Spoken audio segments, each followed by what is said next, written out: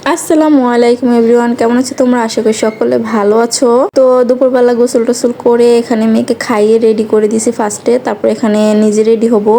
তো হালকা পাতলা একটু মেকআপ করে নিছি, সাথে জামাটাও দেখো পরে নিছি, যে জামাটা আমি নিজের হাতে বানাইছি। তো সব কিছু ঠিক আছে। এখানে আমি হলো কানের দুলের ভিতরে কনফিউশনে পড়ে গেছি। তো দুইটাই লাল কালার কানের দুল আছে, একটা হলো গোলাপ ফুলের মধ্যে আর একটা হচ্ছে যেটা চেরির মধ্যে। তো আমি বুঝতে পারতেছিলাম না যে কোনটা পরবো।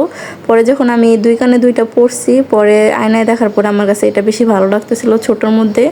আর ওইটা কেমন যেন একটু অন্যরকম লাগতেছিল, মানাইতেছিল না আমার ফেসের সাথে।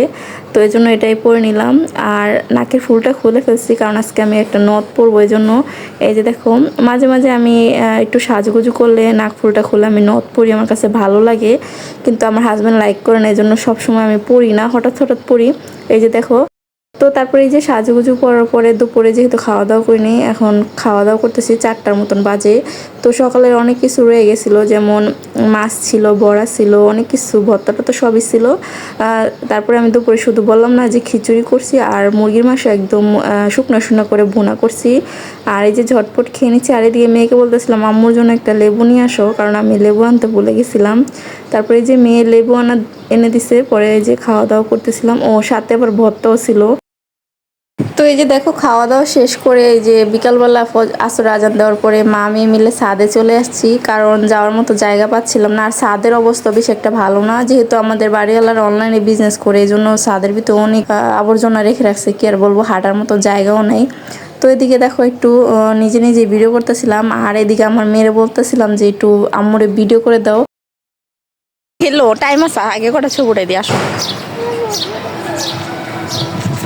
সূর্য।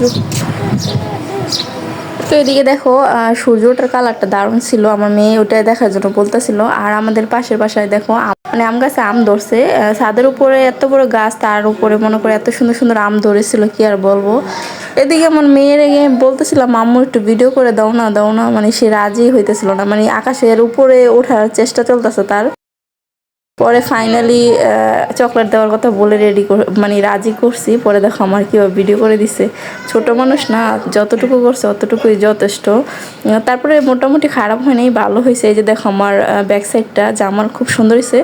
জামাটা কি আর একটু লং হলে ভালো হতো, তোমরা জানিও তো, নাকি শর্টটা ঠিক আছে? আমার কাছে বেশি শর্ট মনে হইতেছিল। তো যাই হোক, তারপরে নিজে ভিডিও করে দিছে, তারপর ওর একটু ভিডিও করে দিলাম, ছবি উঠালাম। তো এখন নিচে চলে যাব, কারণ সন্ধ্যা হয়ে যাচ্ছে।